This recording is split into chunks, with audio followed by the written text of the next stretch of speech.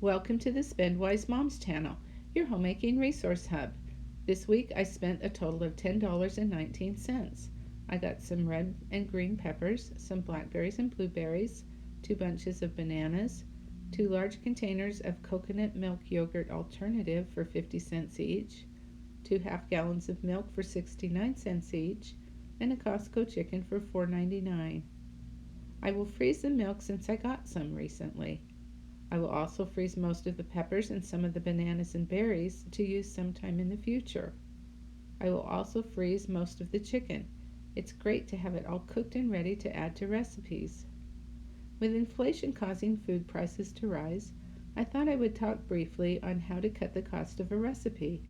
For example, if you are going to make lasagna, try making spaghetti instead. It will save you money by not having to buy ricotta, mozzarella, and Parmesan cheese.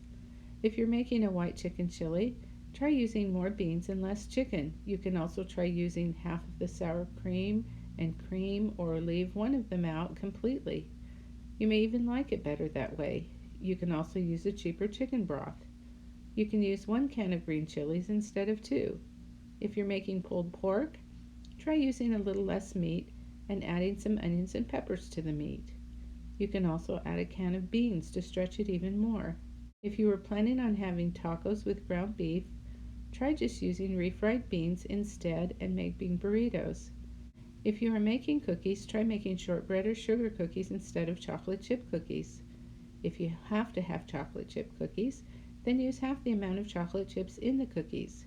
If you're used to buying frozen pancakes or a pre-made pancake mix, try making your own pancakes. They are cheaper to make and they taste better than the processed ones.